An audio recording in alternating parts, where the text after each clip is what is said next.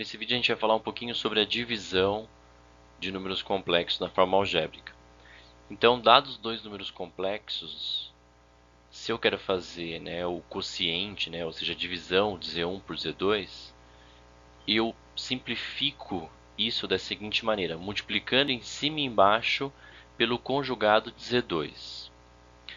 Na verdade, essa lógica ela já vem da ideia de racionalização, né? Quando você pega uma divisão, como por exemplo 2 mais raiz de 2 dividido por 3 menos raiz de 5. A gente tem que multiplicar pelo quê? Para eliminar a raiz do denominador. Então, lembra que a gente tem que multiplicar em cima e embaixo por 3 mais raiz de 5. Entre aspas, é como se fosse o conjugado do denominador.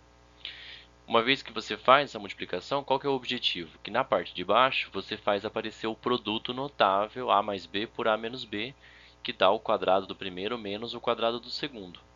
Ou seja, embaixo você vai obter 3 ao quadrado menos raiz de 5 ao quadrado, e assim vai eliminar a raiz de 5 no denominador. Na parte de cima não tem muito o que fazer, tem que fazer distributiva mesmo.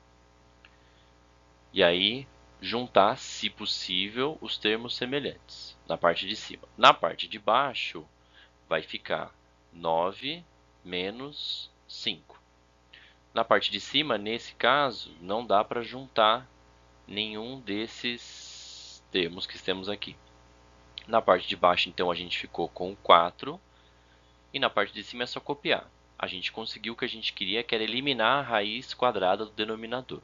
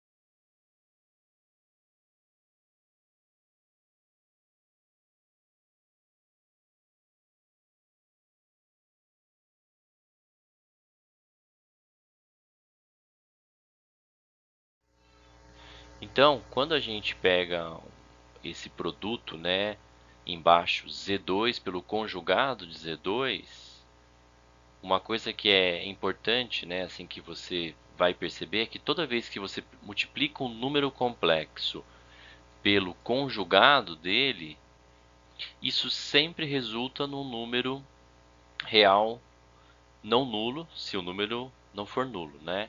Por quê? Quando você fizer essa multiplicação, sempre vai aparecer esse produto notável, quadrado do primeiro menos o quadrado do segundo, mas por conta do i ao quadrado, vai dar sempre o quadrado do primeiro mais o quadrado do segundo. Então, a multiplicação de um número complexo pelo seu conjugado sempre resulta no quadrado do primeiro mais o quadrado do segundo. Por isso que na parte de baixo, sempre o i vai acabar desaparecendo. Então, alguns exemplos de questões para você fazer aí o quociente dessas divisões. O que eu vou fazer? Eu vou resolver o item A. Se você quiser, você pode pausar o vídeo nesse momento e tentar resolver sozinho. Mas eu vou fazer a resolução do item A.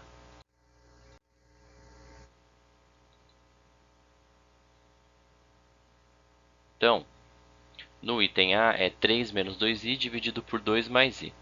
Lembra que o i é como se fosse a raiz quadrada de menos 1. Então, é como se de fato tivesse, e tenho, que fazer uma racionalização. Então, eu vou multiplicar em cima e embaixo por, nesse caso, 2 menos i, que é o conjugado denominador. A gente não vai ficar escrevendo o i como sendo raiz de menos 1. A gente vai manter o i, que vai facilitar bastante as nossas contas. Então, olha só. Na parte de cima não tem muito o que fazer, é distributiva. Então, vai dar 6 menos 3i menos 4i mais 2i quadrado. Na parte de baixo é o produto notável a mais b por a menos b, que é o quadrado do primeiro menos o quadrado do segundo. Só que por conta do i ao quadrado, né, isso vai acabar dando positivo. Então, olha só, na parte de cima dá para juntar o menos 3i com o menos 4i e trocar o i quadrado por menos 1. E na parte de baixo, o i ao quadrado é menos 1. Então, no final das contas, simplificando, vai dar 4 menos 7i sobre 5. Muito bem. Agora aquele tempinho para você pausar o vídeo e tentar resolver, e na sequência já vou apresentar a resposta de cada um dos itens. Então, o item A a gente já tinha resolvido, o item B é menos 4 mais 3i sobre 25, o item C, 4 mais 2i sobre 3. No item D, a sugestão é que você faça cada fração primeiro. Então, a primeira fração, se você multiplicar em cima e embaixo por 3 menos i, vai dar isso. E a segunda fração, multiplicando em cima e embaixo por 1 mais i, vai dar isso daqui. E aí depois vira só uma subtração de frações. Igual ao denominador, cuidado com esse menos que está aqui, porque esse menos ele vai acabar distribuindo para todos os elementos aqui dessa fração, né, da parte do numerador. E aí a resposta final é menos 2 menos 11i sobre 5. No exemplo 2, determine o valor real de x de modo que esse número z, que é 2 menos i sobre 1 mais xi, seja, no item A, um número real, no item B, um número imaginário puro. Tenta resolver, que daqui a pouquinho eu já vou apresentar a resposta.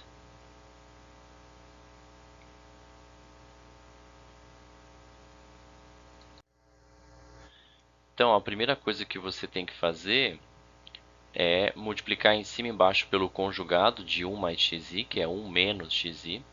Quando você fizer isso, você vai obter essa expressão.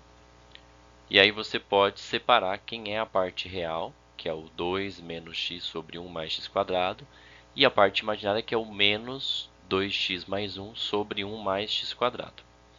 Para ser um número real, basta que a parte imaginária seja zero. Para a parte imaginária ser zero, então eu vou pegar o menos 2x mais 1 sobre 1 mais x quadrado igual a zero. Basta que o numerador seja zero, então vai dar x igual a menos meio. Para ser um imaginário puro, eu tenho que satisfazer duas condições. A parte real tem que ser nula e a parte imaginária não pode ser nula. Então, nesse caso, a parte real, que é 2 menos x sobre 1 mais x quadrado, tem que ser igual a zero. E a parte imaginária, que é o menos 2x mais 1 sobre 1 mais x quadrado, tem que ser diferente de zero. A primeira expressão me fornece que o x tem que ser 2, que é o que zera a parte real. E eu só tenho que verificar se esse valor de x não zera a parte imaginária, mas a única valor que zera a parte imaginária é o menos meio. Como a gente chegou que o x tem que ser 2 e o x não pode ser menos meio, está tudo certo, a resposta final é x igual a 2.